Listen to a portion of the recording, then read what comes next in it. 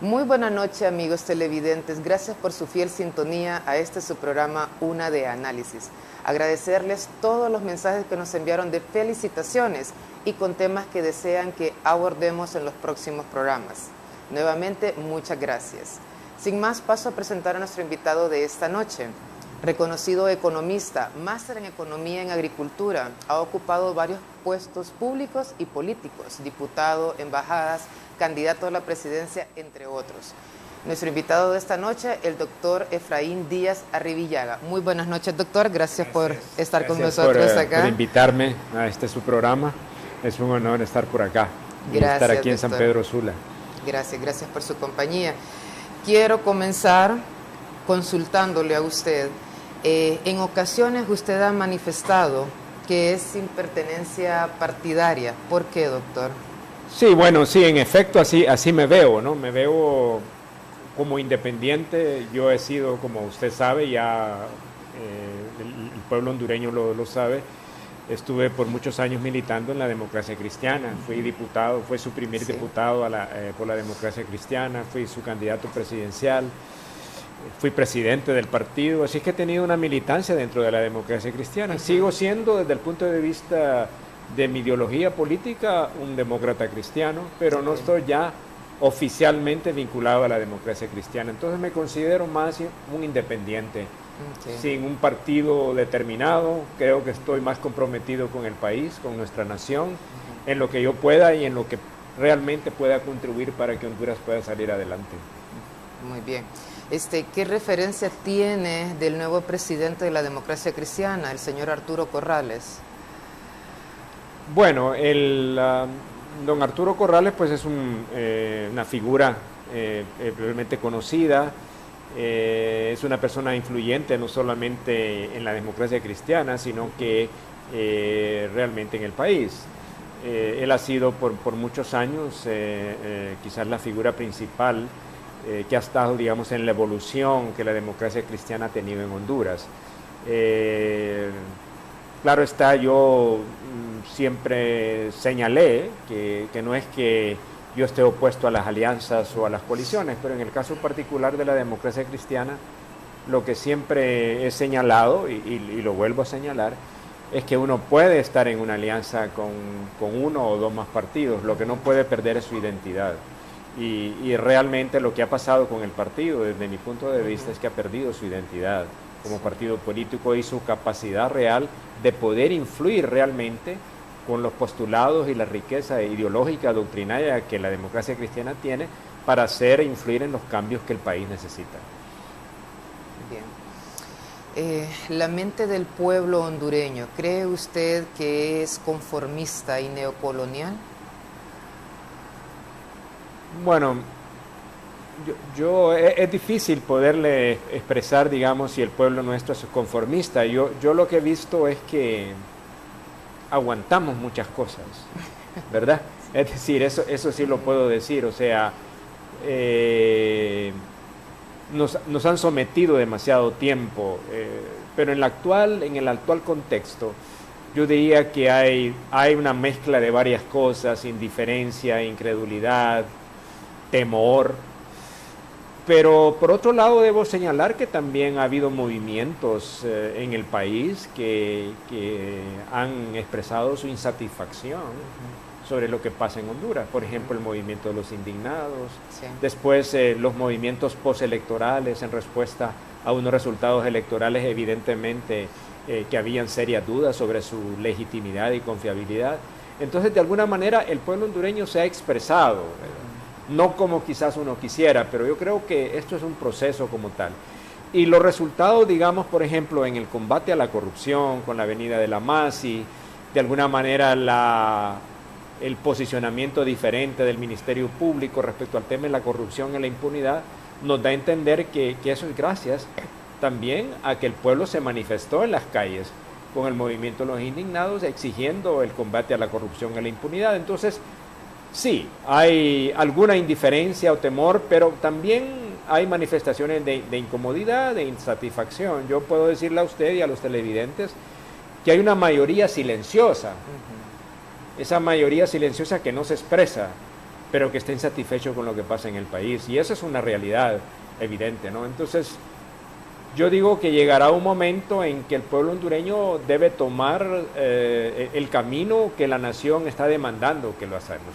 Y creo que la gente busca nuevos liderazgos, nuevos posicionamientos, la construcción de un país diferente, el combate a la corrupción, la necesidad de crear mayor empleo, mayor justicia, digamos, en Honduras, el funcionamiento del Estado de Derecho, un gobierno que funcione realmente para la gente.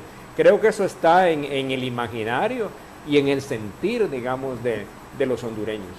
¿Se puede decir entonces que ahora el pueblo hondureño está levantando cabeza y está luchando más por sus derechos? Fíjese que yo me siento más optimista en creer de que sí, y que de alguna manera u otra eso se puede expresar en algún momento determinado.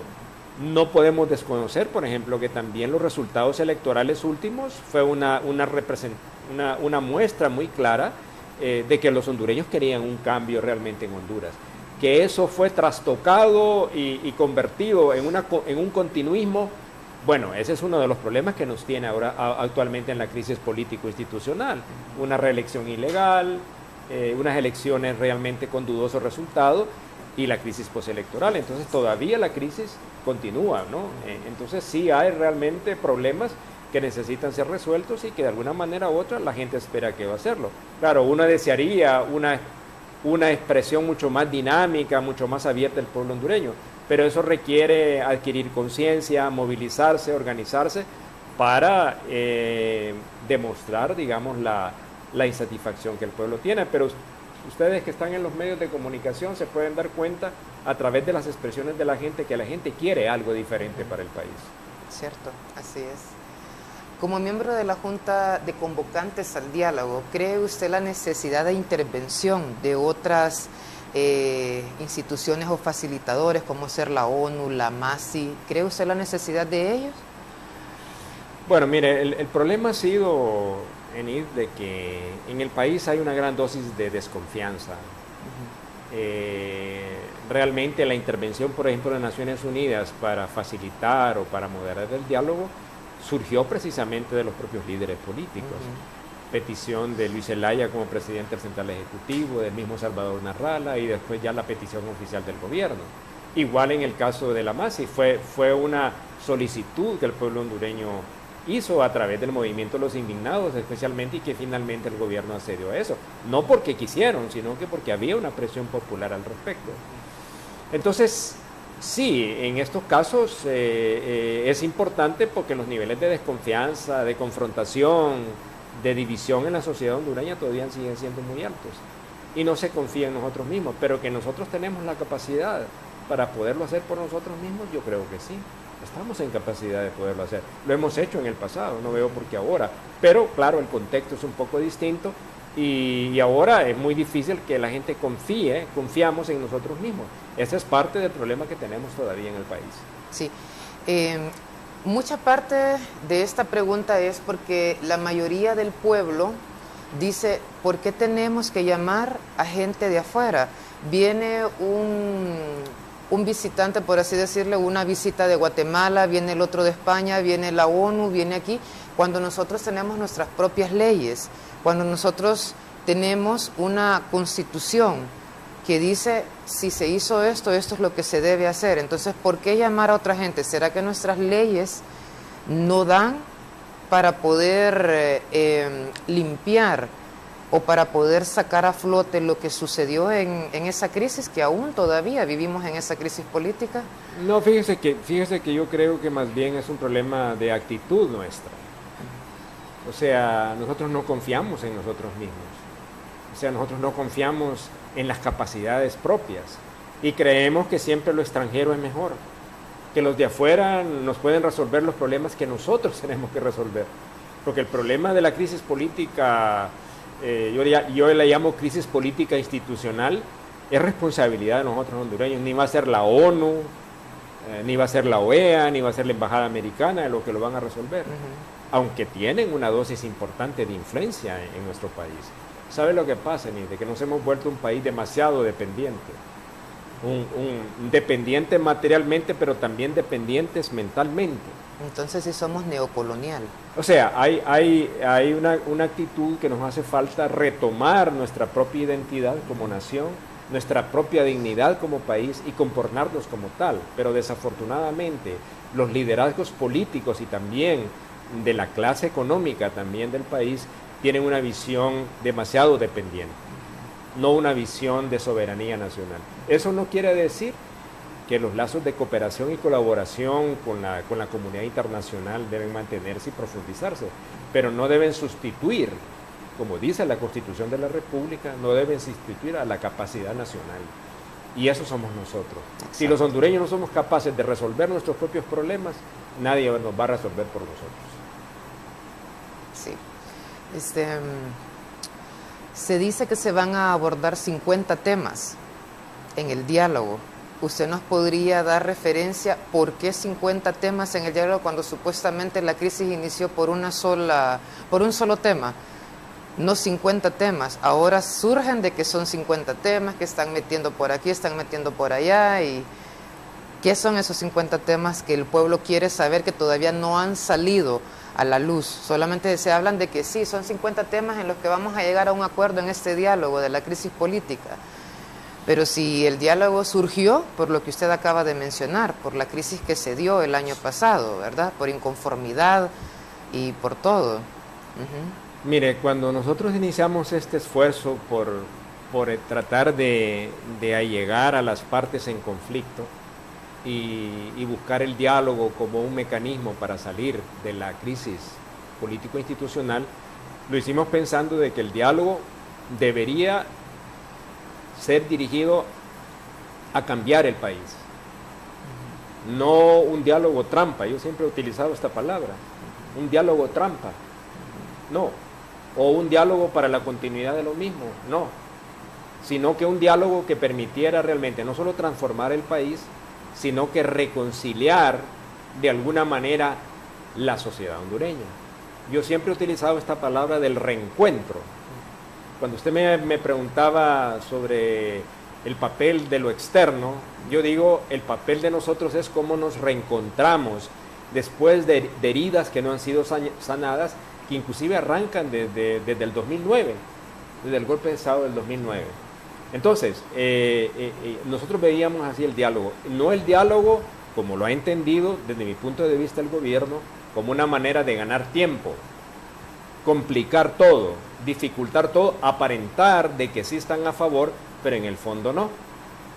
Entonces nosotros señalamos que habían unos 4 temas que nos parecía a nosotros que era importante. Tenemos que abordar una vez por todo el tema de la reelección. Eso los hondureños tenemos que pronunciarnos y debe ser un tema central del diálogo. Por supuesto, las reformas electorales y políticas, porque nosotros no podemos seguir a un próximo proceso electoral con la misma ley, con el mismo tribunal y con el mismo registro. O sea, que eso es urgente hacerlo. Es decir, para poder garantizar comicios electorales que realmente garanticen un resultado real, que reflejen la voluntad del pueblo hondureño. Está el otro tema de derechos humanos, que nos parece fundamental, digamos, que se resuelvan esto. Y yo diría que la otra cosa que señalamos nosotros era la necesidad de determinadas reformas que nos lleven hacia la despartidización de las instituciones públicas. Entonces, estos eran como los grandes 4 temas. Es cierto que las mesas temáticas que han definido en el diálogo abarcan todos esos temas, ¿verdad? Pero nos parece que hay ciertas cosas que para mí son prioridad. Y una ya se lo mencioné a usted, las reformas electorales, el tema de la reelección. En las reformas electorales es un tema central, es la necesidad de una segunda vuelta. Si no nosotros hubiéramos tenido una segunda vuelta en el 2017, realmente no hubiéramos tenido la crisis que tenemos actualmente. Pero hay oposiciones a la segunda vuelta, ¿verdad? Por supuesto, y también al tema de la reelección. Pero yo siempre he sostenido que hay temas que no van a ser resueltos en las mesas del diálogo y que van a tener que ir a consulta del pueblo hondureño. A mí me parece que eso es necesario. Y una de ellas es para mí la reelección.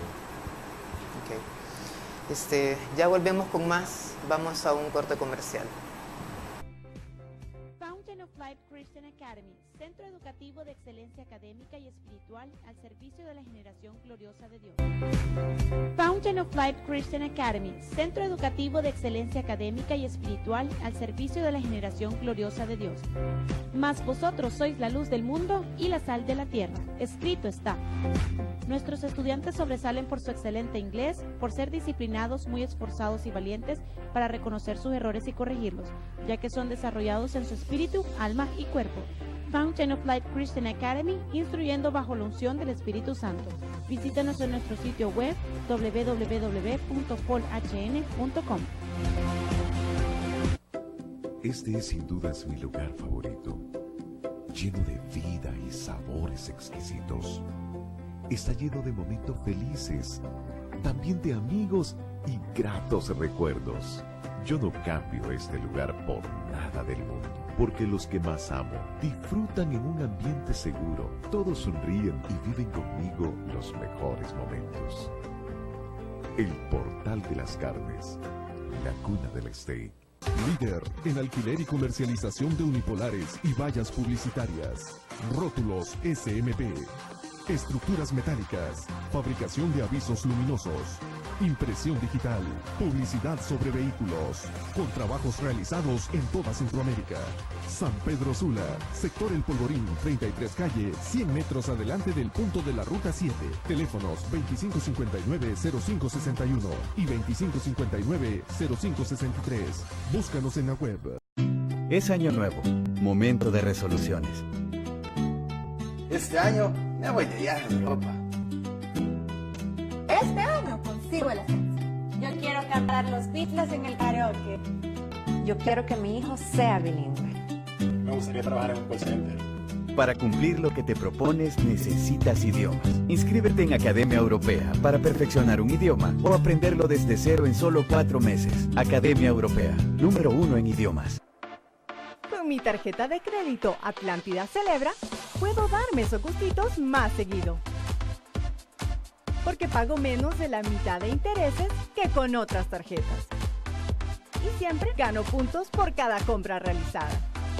Además, con el plan de bienvenida 2060, consolidé mis deudas. Y la nueva opción Celebra Paga me permite cancelar el saldo mensual de mis tarjetas de otros bancos y quedarme con una tasa del 28% que se mantiene activa aunque pague solo el mínimo puntualmente. Corta los altos intereses con Celebra de Banco Atlántida. Vive la experiencia de una auténtica comida en el nuevo y moderno Restaurante Ámbar. Un lugar de calidad y los mejores precios para celebrar en familia, reuniones de negocios o disfrutar con los amigos. Con un menú variado que te ofrece los mejores chefs para que descubras los platos más exquisitos de San Pedro Sula. Visítanos en Restaurante Ámbar.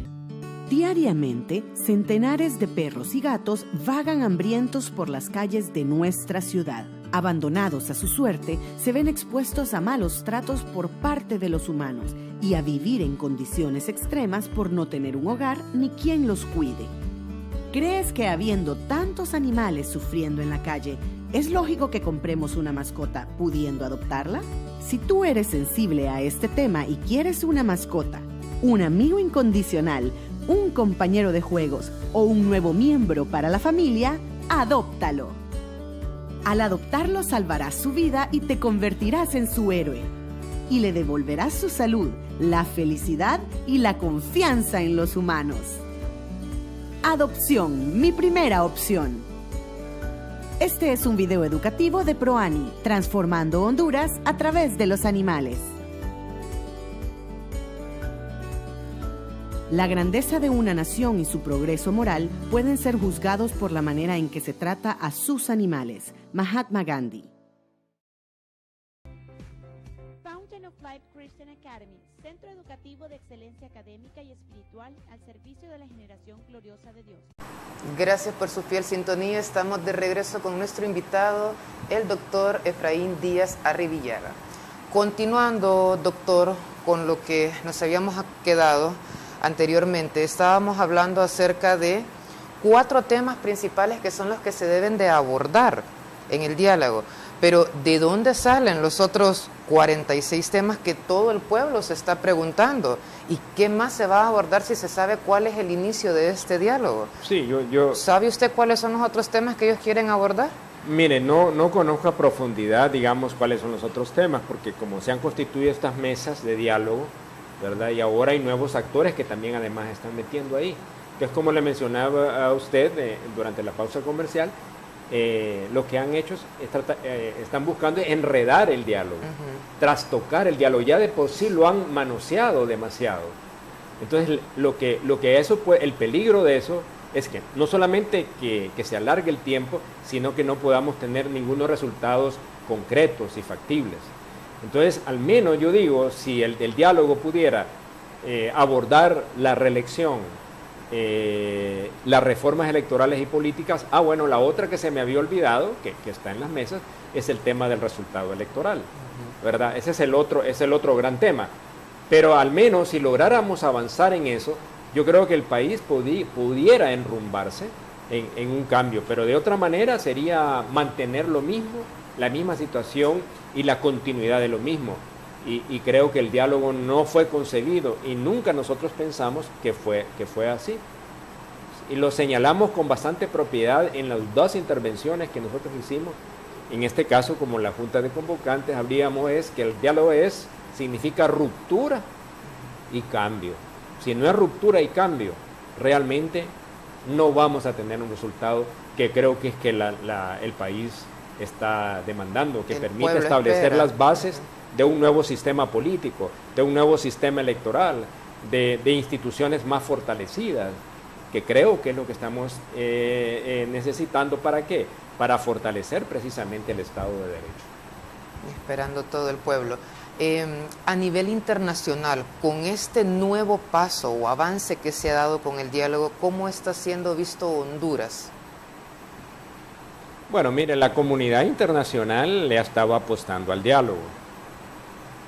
Comenzando por la Embajada de Estados Unidos, que es un actor relevante, influyente, digamos, de lo que pasa en el país. Sí. En efecto, toda la comunidad internacional ve en el diálogo la posibilidad o el mecanismo para salir de la crisis político-institucional.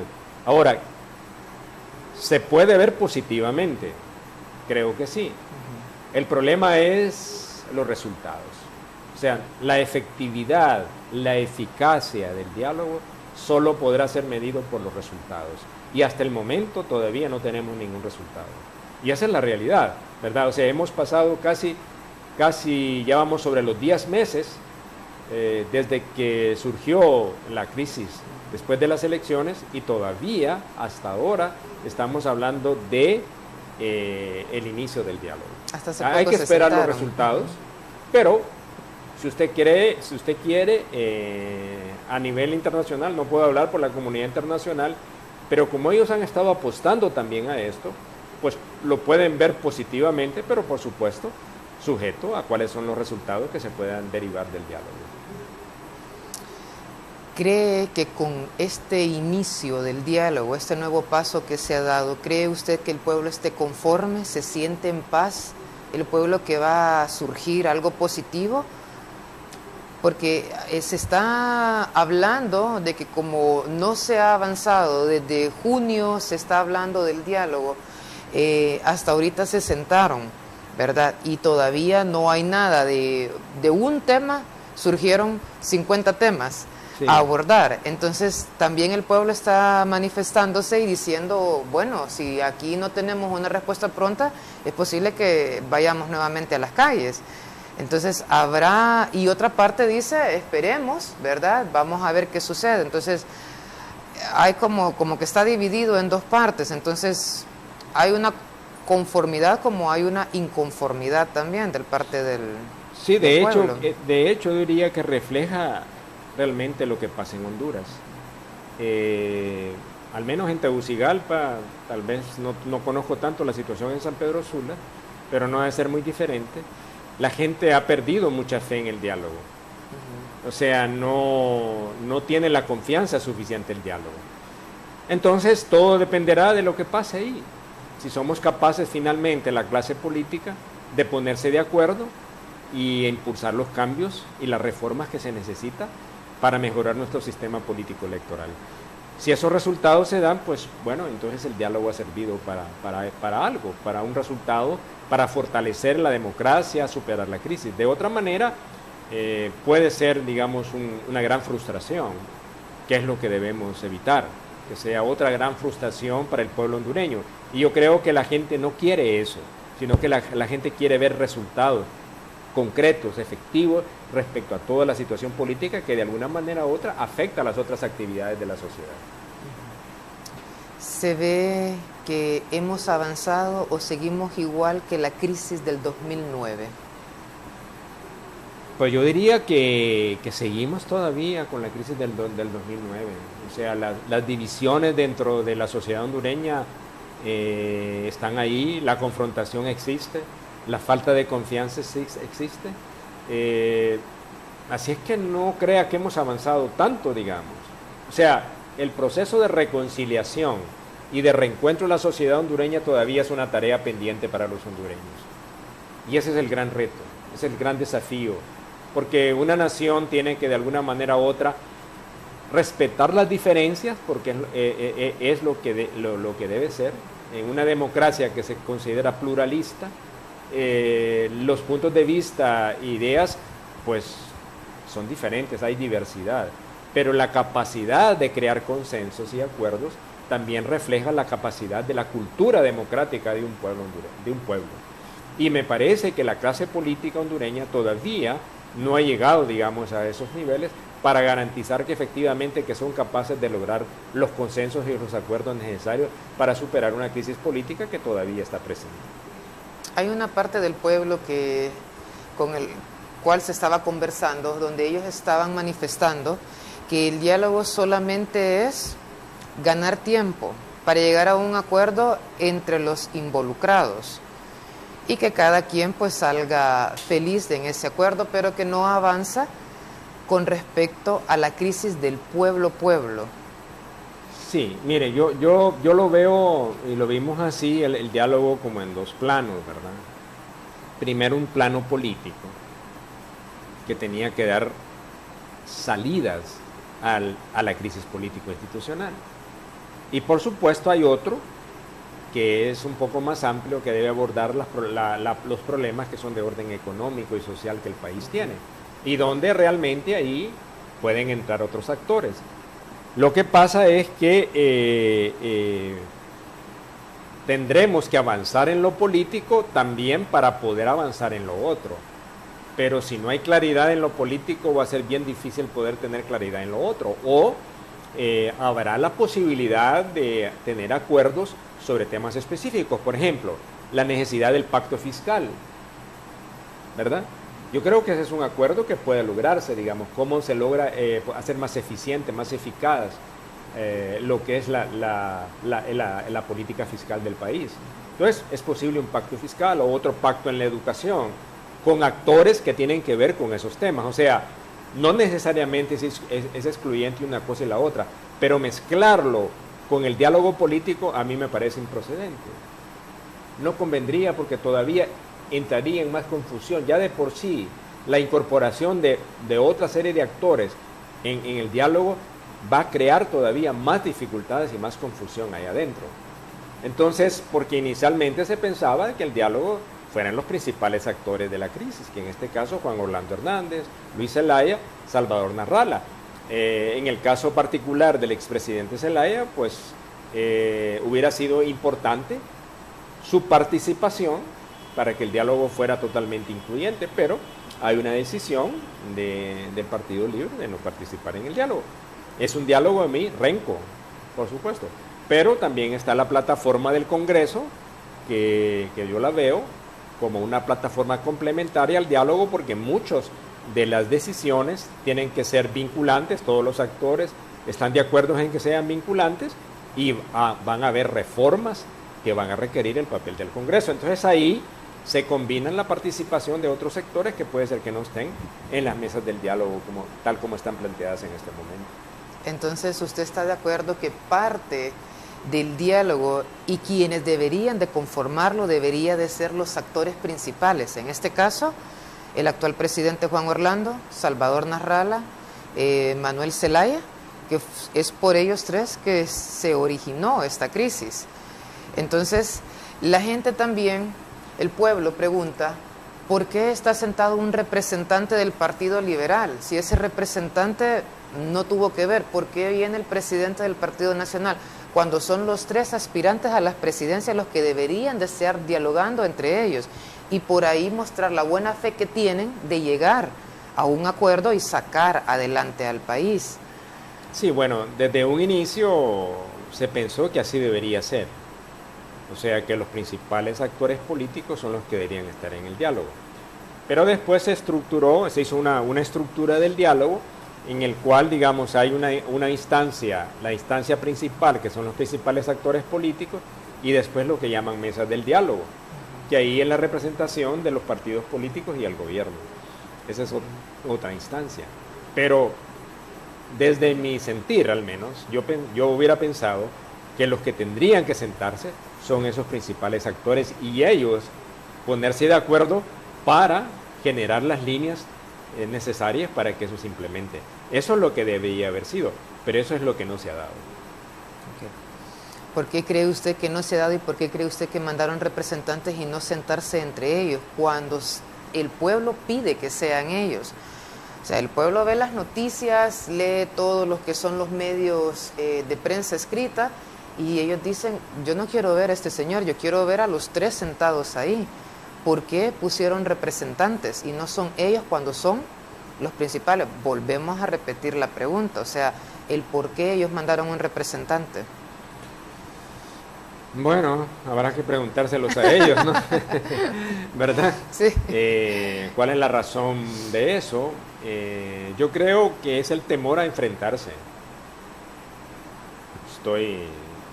No tengo una certeza, ¿verdad?, de lo que estoy diciendo, pero me da la impresión de que... Como caballeros tal vez no se podrían contener. Es decir,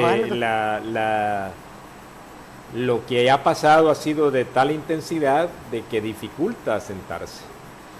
Pero la madurez política, la seriedad, la necesidad de las salidas al país debería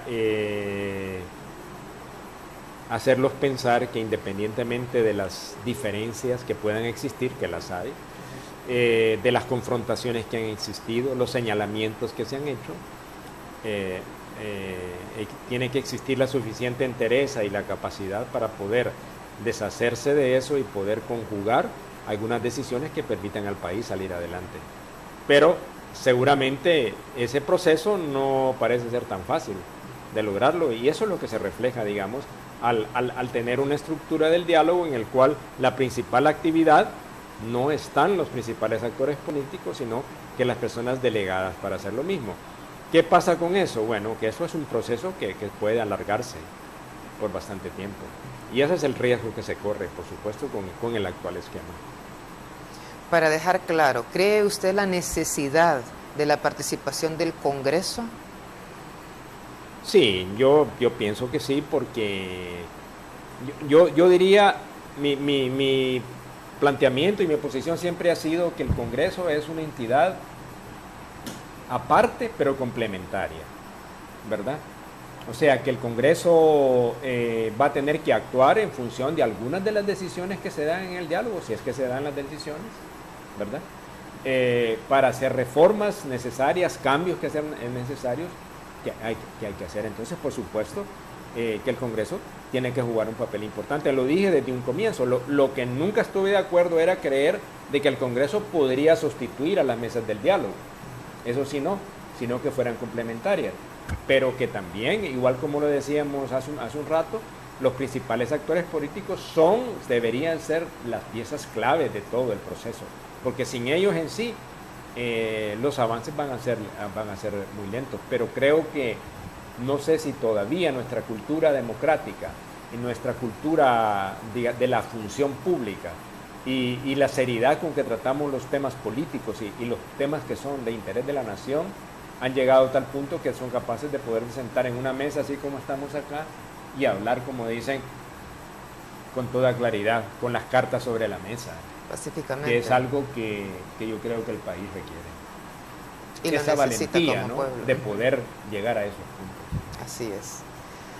Ok, regresamos en un momento, vamos con nuestros patrocinadores. Fountain of Life Christian Academy, centro educativo de excelencia académica y espiritual al servicio de la generación gloriosa de Dios. Fountain of Life Christian Academy, centro educativo de excelencia académica y espiritual al servicio de la generación gloriosa de Dios.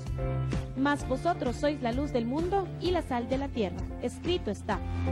Nuestros estudiantes sobresalen por su excelente inglés, por ser disciplinados, muy esforzados y valientes para reconocer sus errores y corregirlos, ya que son desarrollados en su espíritu, alma y cuerpo. Fountain of Light Christian Academy, instruyendo bajo la unción del Espíritu Santo. Visítanos en nuestro sitio web www.folhn.com. Este es sin dudas mi lugar favorito, lleno de vida y sabores exquisitos. Está lleno de momentos felices, también de amigos y gratos recuerdos.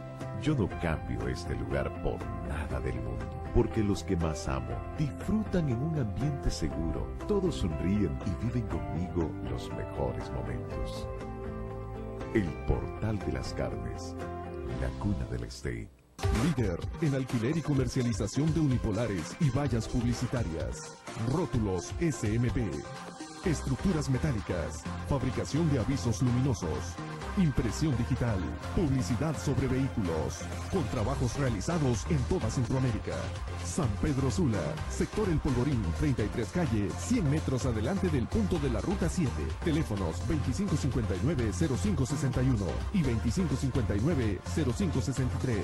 Búscanos en la web. Es año nuevo. Momento de resoluciones.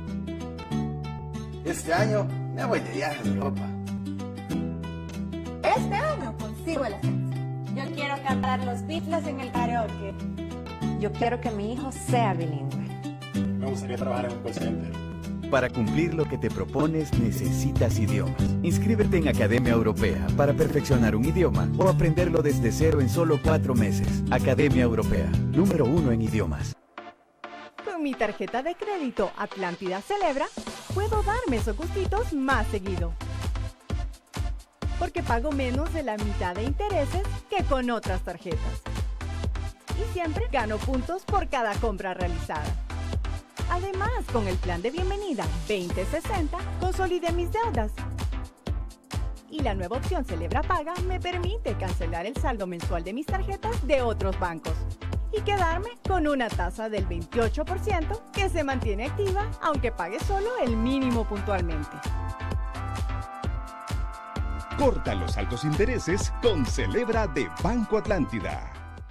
Vive la experiencia de una auténtica comida en el nuevo y moderno Restaurante Ámbar. Un lugar de calidad y los mejores precios para celebrar en familia, reuniones de negocios o disfrutar con los amigos. Con un menú variado que te ofrece los mejores chefs para que descubran los platos más exquisitos de San Pedro Sula. Visítanos en Restaurante Ámbar. Diariamente, centenares de perros y gatos vagan hambrientos por las calles de nuestra ciudad. Abandonados a su suerte, se ven expuestos a malos tratos por parte de los humanos y a vivir en condiciones extremas por no tener un hogar ni quien los cuide. ¿Crees que habiendo tantos animales sufriendo en la calle, es lógico que compremos una mascota pudiendo adoptarla? Si tú eres sensible a este tema y quieres una mascota, un amigo incondicional, un compañero de juegos o un nuevo miembro para la familia, adóptalo. Al adoptarlo salvarás su vida y te convertirás en su héroe. Y le devolverás su salud, la felicidad y la confianza en los humanos. Adopción, mi primera opción. Este es un video educativo de ProAni, transformando Honduras a través de los animales. La grandeza de una nación y su progreso moral pueden ser juzgados por la manera en que se trata a sus animales. Mahatma Gandhi. Fountain of Life Christian Academy, centro educativo de excelencia académica y espiritual al servicio de la generación gloriosa de Dios. Gracias por seguir en sintonía con nosotros después de esta pausa comercial. Siguiendo con el tema, con la pregunta anterior respecto al Congreso, vamos a la siguiente, que es una de las principales del pueblo. ¿Carecen de ética política y principios nuestros políticos y defensores de la patria? Bueno, yo realmente no soy como quien pueda juzgar, ¿verdad?, las conductas de los que son integrantes del Congreso Nacional. Pero sí puedo señalar que después que lo que hemos visto, en lo que ha pasado, es que en efecto estamos frente a una gran crisis de la clase política hondureña,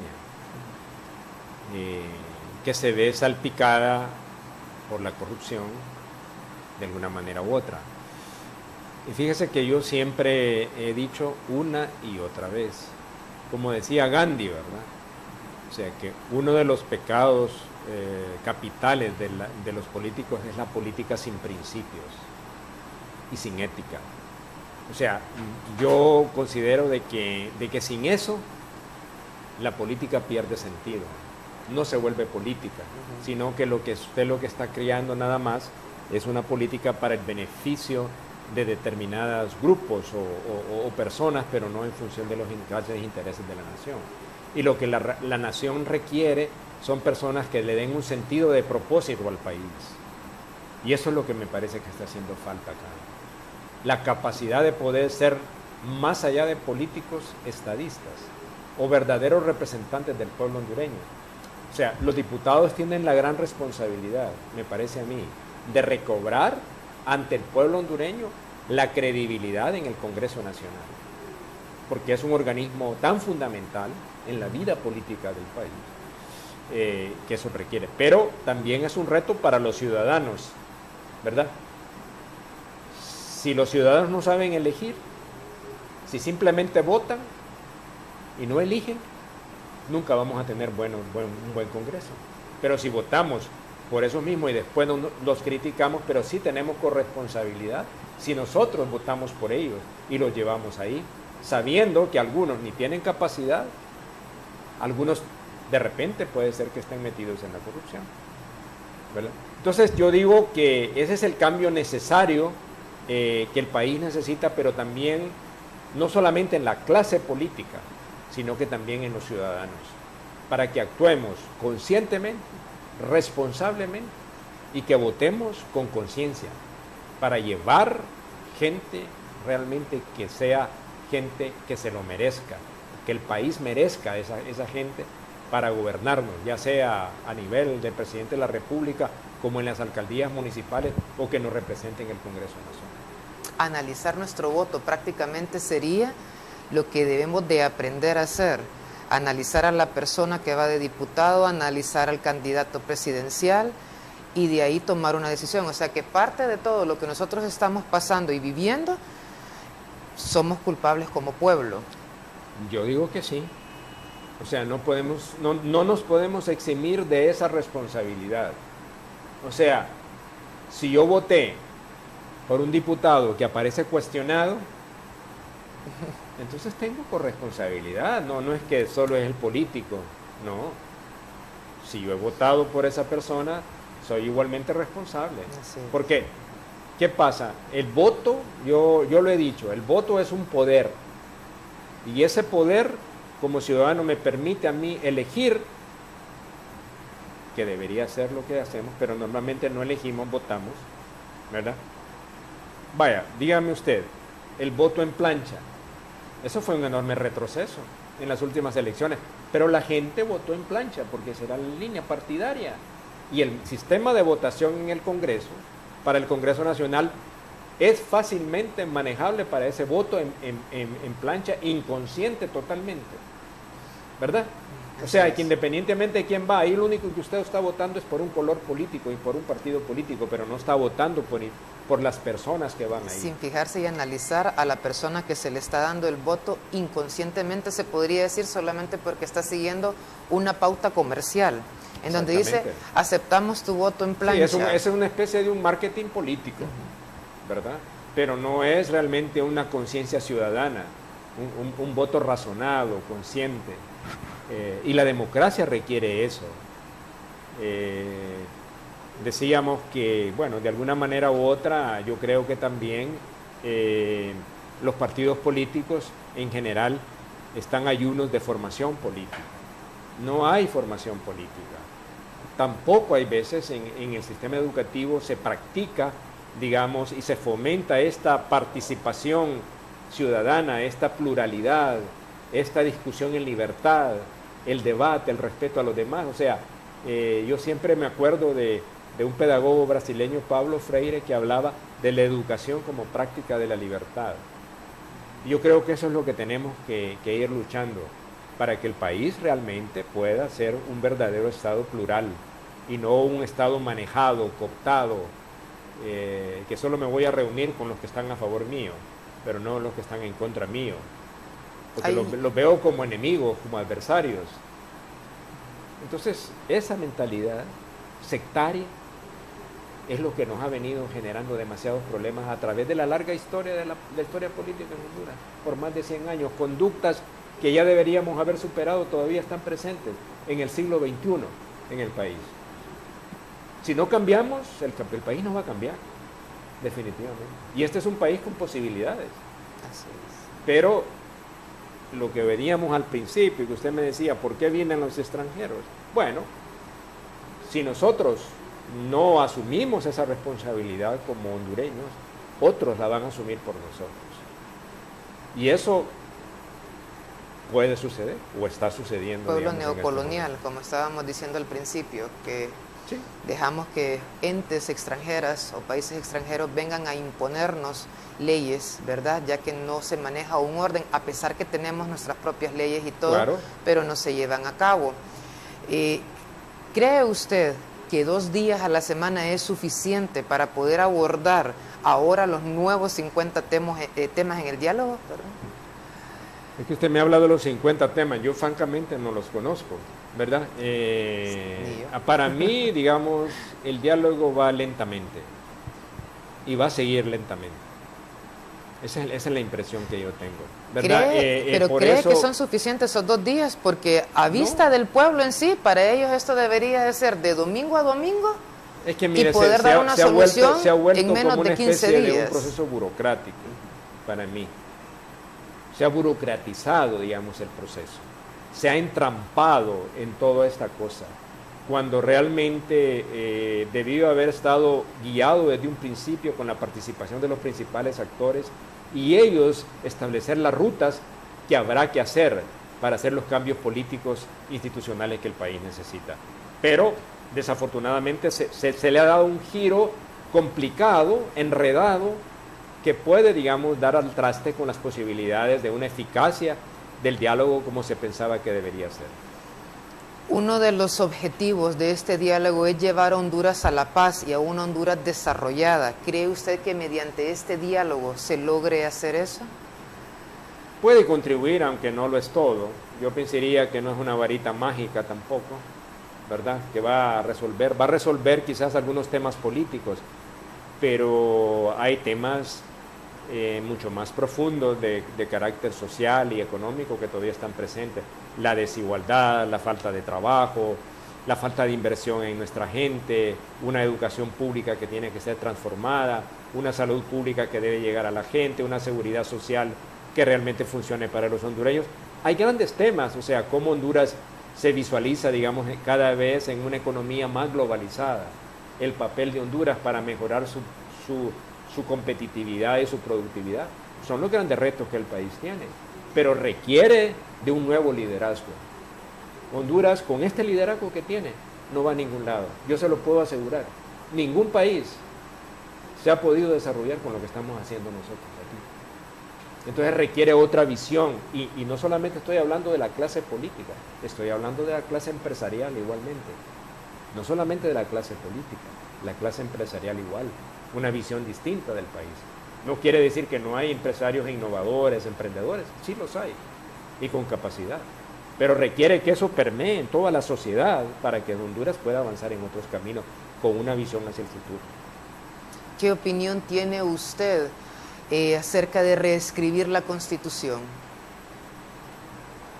Fíjese que hoy hemos estado en clase, digamos, ahí en la Universidad Católica hablando del tema de las políticas públicas. Y vemos que a veces no es un problema de los principios constitucionales.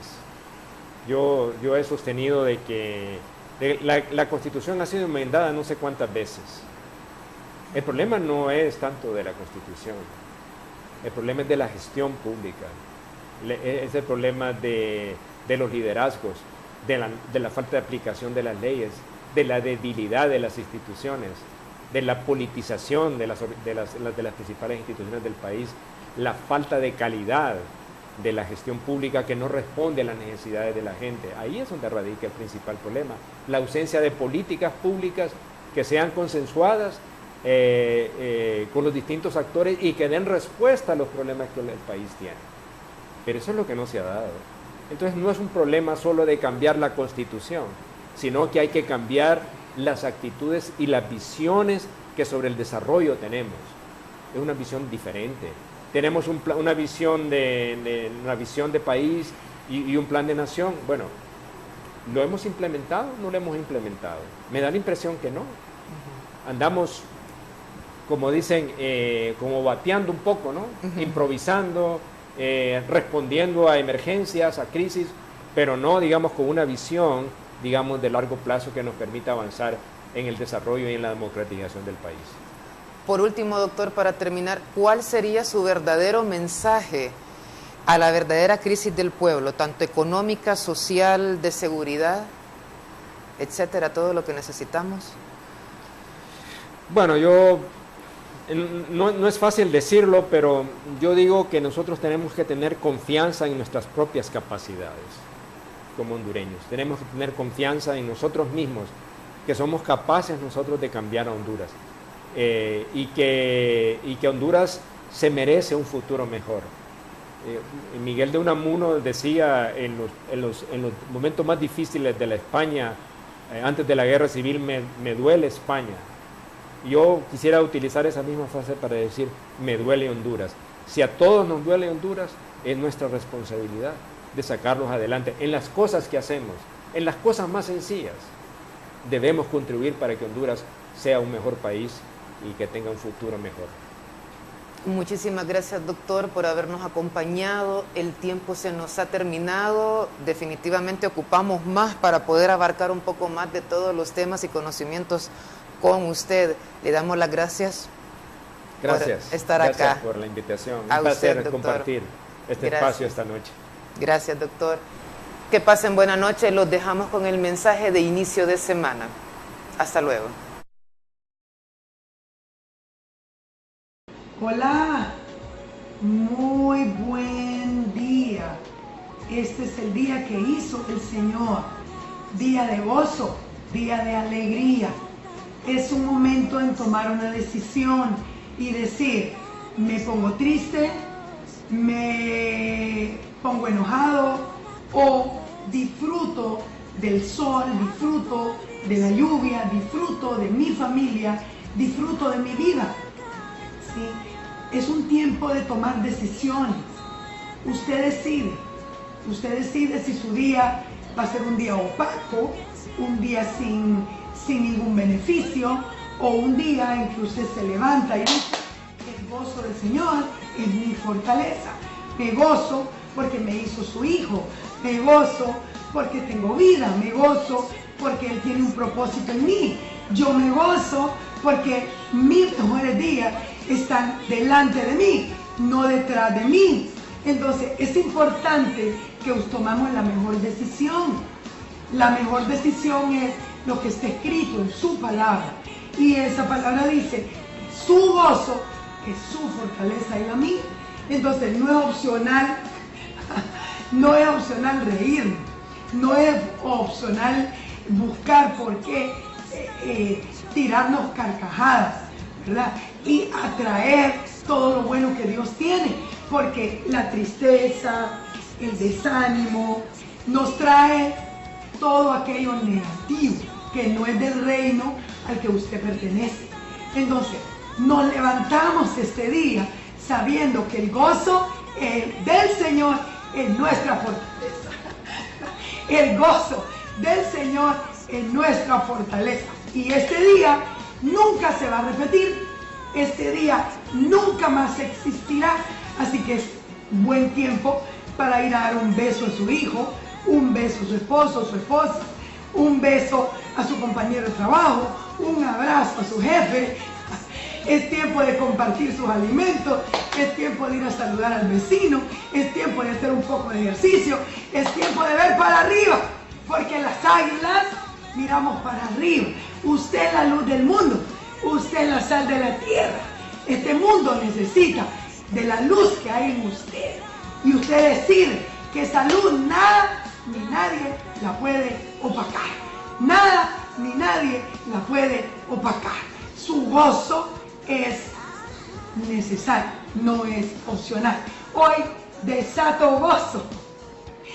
Gozo sobre cada familia, cada hogar que está viéndonos. En el nombre de Cristo Jesús, desciende el reino de los cielos a su casa. Desciende la luz a su casa. Desciende hoy. Y se alinean las atmósferas. Se alinean los aires de su hogar. ¿Sí? ¿Por qué? Porque hay gozo en usted. Y ese gozo atrae la bendición de Dios. Si no tenía un trabajo, créale a Dios. Dice la palabra de Dios que el justo por su fe vivirá. Si Dios ya lo dijo, que ese trabajo viene, es porque ya viene. Entonces hay que dar gracias. Hay que decir gracias por ese trabajo. Gracias por ese empleo. Gracias por mi empresa. Gracias por mis hijos que cambiaron. Gracias por mi esposo, que es un hombre nuevo. Gracias por mi esposa, que ya no me molesta tanto. Este es el día de gozo. Este es el día en regocijarnos en el Señor y en el poder de su fuerza. Y dice, los que esperan en Jehová recibirán nueva fuerza. Se levantarán como las águilas y no perecerán. Aleluya.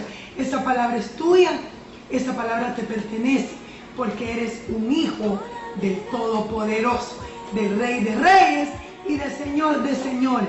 Él te diseñó en el vientre de tu madre y te bendigo hoy. Este es tu día. Gózate, gózate.